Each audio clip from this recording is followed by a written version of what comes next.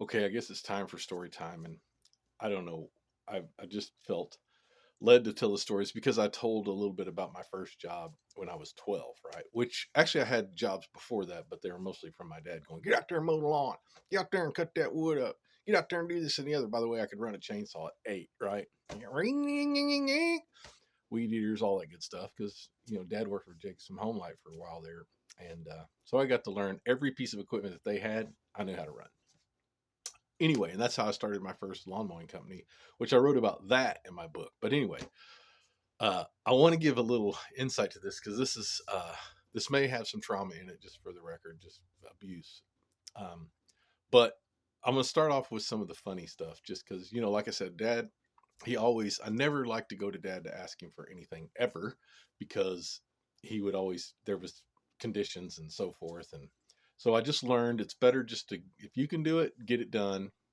Don't ask for help unless you absolutely need it. And then you better ask for it, because if it gets to that point, where I've messed some things up, why'd you come out? And my dad, I love him. He was just awesome. And understand the things that I tell about him, the ones that made the impression on me, like the trauma stuff that stuck with me, that was probably, and I'm being gracious here, maybe 10% of the time. It may be 20%. I don't know. But in my mind, 90% of the time, he was great. Right. Um, but because like, God, just some crazy stuff. Like I wish I had the time to tell you all of the stories, because there's some that are just, they're mind blowing. I've given you a bunch of them in mind blowing experiences, but some of them are just like, man, wow. Anyway, this is one of those where, so let me back up a little bit and tell you, so because I didn't include this in the book, and I think it's one. This is why I want to go back and rewrite that book again, because there's different levels of craziness in it, and it's what formed me to be who I am today. My dad, like, not wanting to go to him and ask him for stuff, and same thing with mom, because if I went to mom, mom would go to dad, and then I end up in the same situation, and blah blah blah. Well, anyway, so my parents are divorced at 12, so I'm 12 years old. Um, and I don't remember exactly like what happened first, because understand, as a 12-year-old kid, like, I'm spending time out in the woods. I got a shotgun. I've got a motorcycle. I've got friends. I'm, you know, I didn't start dealing weed till I was probably 13, right? Something like that. But I told you I stole that one. I stole some weed from the neighbor kid's dad when I broke into his car at 12, right? So, but anyway, just terrible things I've done as a little child. But I only did it to see if A, I could get away with it, and B, because there was some reward there. Of course, there's always a cost to pay, but we won't get into all that. Anyway, so parents are divorced. I don't remember how it happened, but they were trying to get back together and work it out. Like, these two reminded me of some of the relationships I've been in. Get out. I never want to see you again. And then she comes back and I'm like, I love you. And then the next week I'm like, okay, I remember why we're not together.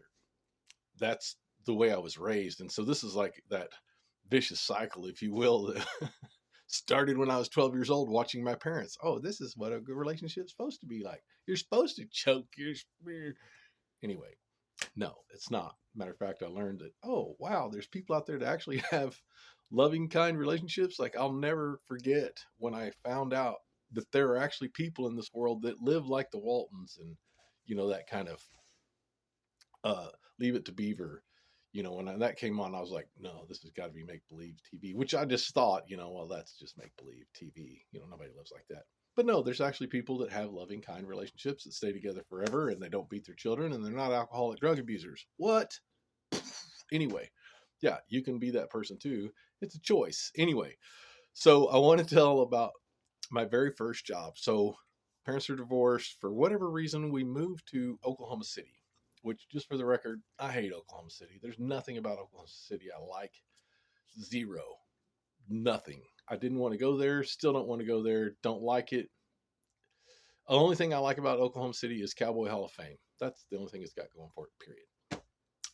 Anyway, I'm living in what I would call the pits of hell because I didn't like it. I had to change schools. So I went from Broken Arrow School, which I'd been at my entire life, to Putnam City Central in Oklahoma City. We're living in this house that was it was a haunted house. I'll have to get into all that too. It was evil. This house was evil. I'm not sure if the demons were there before I got there, or if they got manifested because a buddy of mine gave me this witchcraft book, which I don't remember if I got into all that. I've told some story about it. But anyway, that was my first experience with witchcraft. But that's not what this story's about. See, this is why there's 20,000 stories, that little details, and these remind me of them as I'm trying to tell these. I'm like, man, I forgot all about that. I should tell the reason. Like, I'll just say this: we moved into that house. We lived there for 2 years. I stayed 1 month in my room and never slept in that room again due to demonic activity. I slept in my sister's room, period. Now, I still had my room and I played in there and whatever during the daylight, but when the sun went down, uh, I ain't going in that room. Hell no. There's demons in that room. Anyway, you would think it would make me a believer, but no, it made me scared little kid. And I'm fearless, even at 12. I remember my first time it happened. I'll give a little bit. I grabbed my 16 gauge off of the shot. I'm 12. I grabbed my 16 gauge shotgun off of the wall, and I'm like, "It's a demon! You better get your ass with it!" I thought it was a human. I'm like, "I'm gonna kill you!" And then there was nobody, and I'm like, "Ah, it's nothing. I don't know about nothing." If it was something, I'd have shot it, dude. I'd have killed it. If it had been a person, bam! I wouldn't even thought about it. They'd been dead. Anyway, sorry. Flashback. Take a breath. All right. So anyway, my parents are trying to work it out. Dad's still an alcoholic drug abuser. Mother's working and functional, but getting drunk on the weekends with dad and whatever. But this is normal to me, right? By this age, I'm like, okay, well, it was fine. I didn't think anything about it. The only challenges were the abuse when that came in. But anyway, dad was like, you need to go get a job. And I was like, I'm 12, go get a job. Okay. So I'm riding my bicycle around because that's what I do.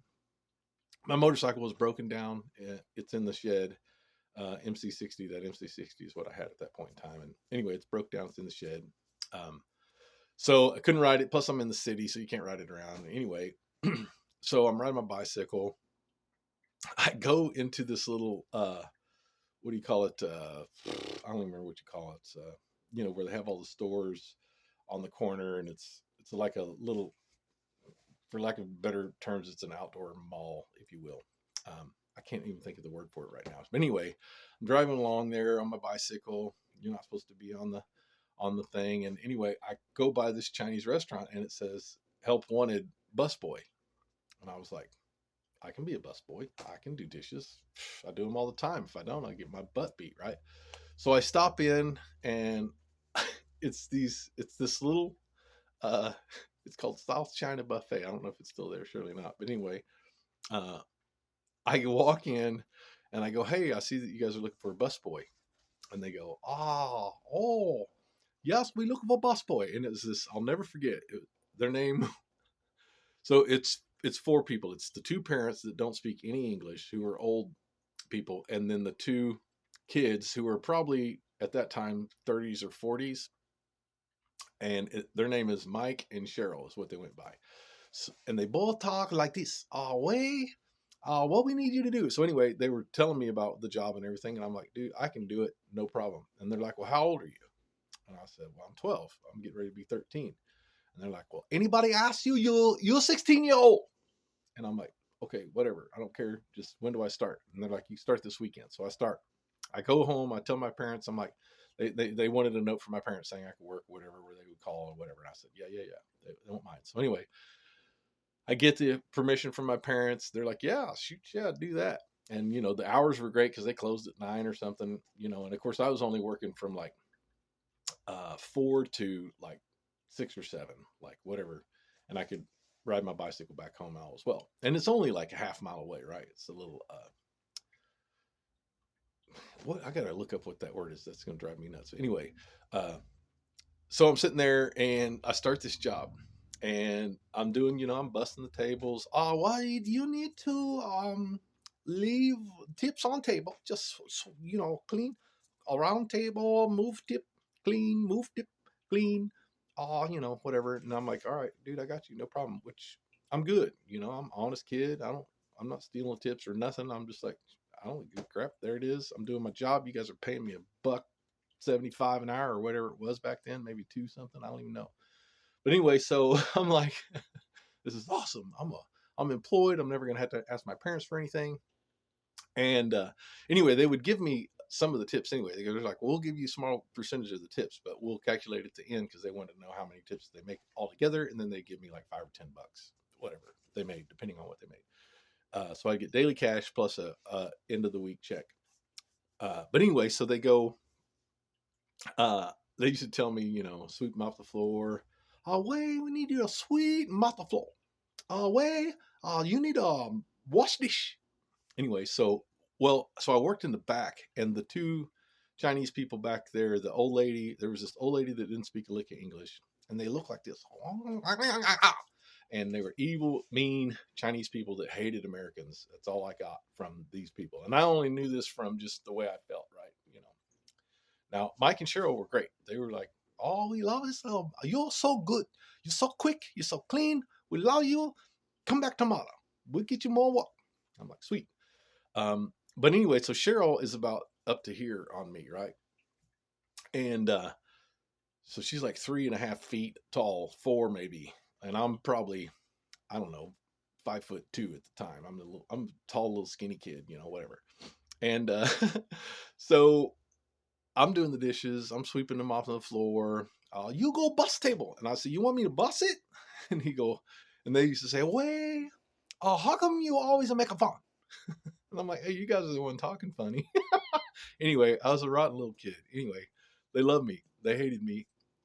The people in the back hated my guts, right? Just, they were like, I don't know what it was about them, but they just had this energy about them. And the little old man that ran the deep fryer, he hated my guts for some reason. I'm not sure why. And he'd come back.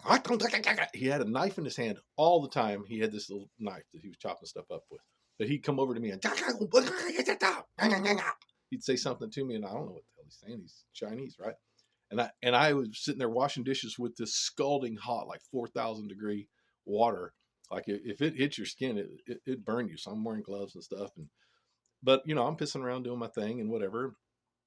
And he'd come over there, and I'd grab that sprayer, and I'm like, "Oh man, you better be careful," because I'm in karate at the time too. Like, I'll jump up and kick you in the freaking chin, old man.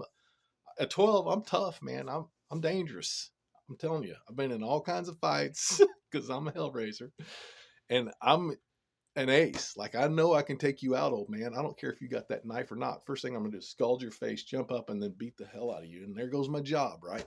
But anyway, that's the attitude I had as a little kid. But so I'm sitting there, and one day I'm playing with this little ice cream scooper.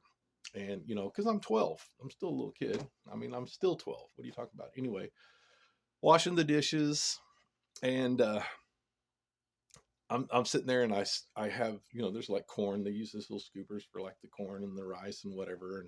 And, I got all the dishes loaded up in the dishwasher, and I grabbed this little ice cream scooper, and it had a little piece of corn in it, and I'd pushed it like this, and I went blink, and the it snaps back like this, well, through the corn, and I was like, well, that's neat. So I throw some more corn in there, and I'm like, wink, and I'm pissing around shooting corn, right? Spink. And I'm like, ooh, I wonder if I can get that old man with this corn. Like, why? Well, because right. So I was like, I'm gonna get this old man with some corn. So I'm sitting there pissing around like I'm not doing nothing. I'm taking some corn, and I'm just twink.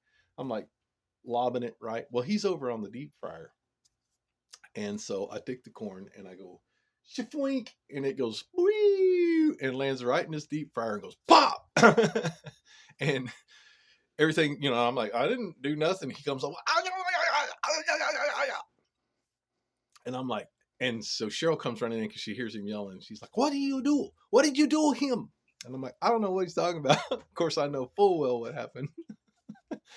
She's like, he says you throw something in this fryer. I said, dude, I'm just doing dishes over here. Right? So I'm lying. And anyway, so she turns around, blah, blah, blah. I said, don't this, that, and the other. But anyway, isn't that crazy? Anyway, so this gets nuttier. Bear with me. I don't guess I'll make it to my second story. But anyway, so the other funny part about it was this. So Cheryl comes in, she's cutting onions and stuff, right?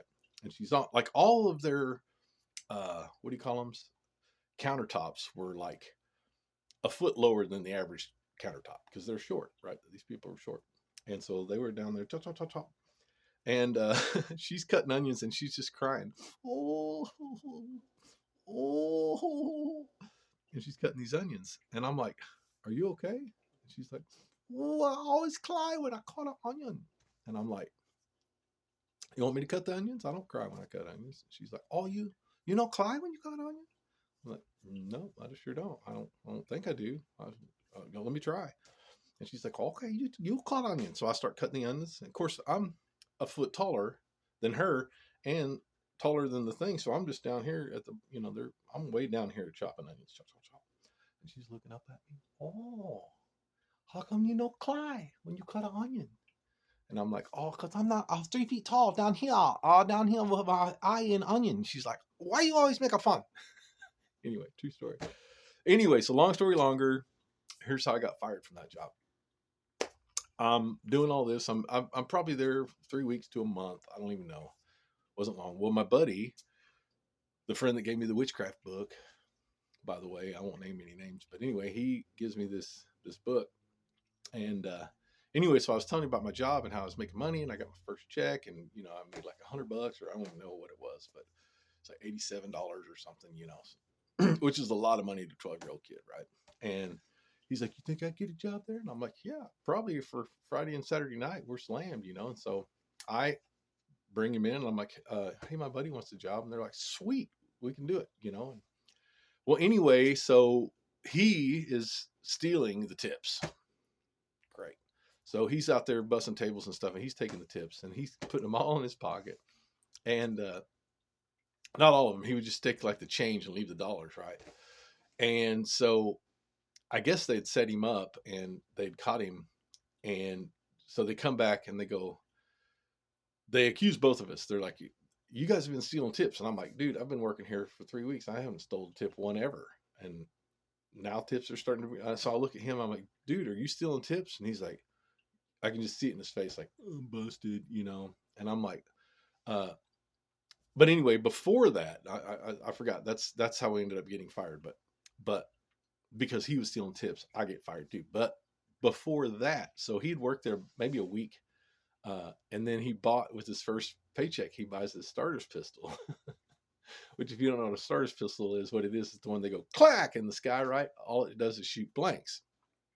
And back then, as a 12-year-old kid, you could buy a starter's pistol. I don't know where he got it, but anyway, it had like 10 shots in it, and it was just these little. It's a loud cap gun, is what it is, but it looks like a real gun. It's got an orange tip on the end of it, so it's not real. But he painted it black, right? And he's like, look what I got. And I was like, dude. And he's like, because the old man was torturing him too, right? And so he was like, you know what? Screw this old man. I'm going to get him with this starter's pistol. And I was like, dude, do not do that, right? But he brought it to work with him, and he put it in his pocket and whatever. And he's been carrying it this whole time. Well, anyway, so that day he was going to quit. What he never told me on any of this stuff was that's why he was stealing the tips, right? So anyway, I'm like, unbeknownst to me, he goes, so this old man comes over to him after he finds out that we're stealing tips. He's stealing tips because they found it in his pocket, and they hit his pocket, and he hears it. And anyway, so my buddy goes, I quit. And so they're all four standing at us as he's, being accused, and now he's caught. And I'm like, great. And I'm thinking I'm going to be fine. They're just firing him. And they're like, you're both fired because I'm the one that got him the job, right? John, or my buddy, I won't say his name. He pulls out this starter's pistol and he says, then I quit. And he points at that old man and just starts pulling the trigger. Black, black, black, black. And that old man, I mean, you'd have thought every shot went straight through him, and it's nothing but blanks. And I am losing it like this. I am laughing so hard that I can barely stand up. Like, I got to hold myself up on these little short counters going, oh my God, you just killed this old man with a heart attack. Is all I can think of. Anyway, and so he cranks out all 10 of those things. And then I'm in there laughing, and I'm in shock. And of course, the Mike and Cheryl take off running. And I can say their names because that's not really their names, but that's what they call themselves. And then the old lady, they all just start taking off, which thank God they didn't start throwing knives or Chinese stars or whatever. But the old man just sit there and just took all 10 of those bullets. And there was nothing, just like you would have thought. It just went straight through him. Anyway, I'm in tears. Having that flashback was so great. But anyway, and then he goes, and I quit. And he just runs out the back. And I'm standing there like, that did not just happen. Anyway, true story. I'm certain they remember that day, but I'm sure those two are past, the two old people, but probably not Mike and Cheryl. I'm guessing they're still alive. And anyway, sorry I recommended my buddy. So I don't recommend anybody for jobs anymore because of that. I never have. I'm like, yeah, you need to hire my, no, sorry. Can't help you. Hey man, you think you give me, nope. Can't give you one. Had a bad experience with that once. Anyway, I hope it made you smile. It's a true story. It's Wade's World. Anyway, note to self: don't play around. Don't be stealing tips. Oh wait, you need a sweet mouthful because old man just shot everywhere all over himself. Anyway, we ran out the back door, got on our bicycles, and we got out of there.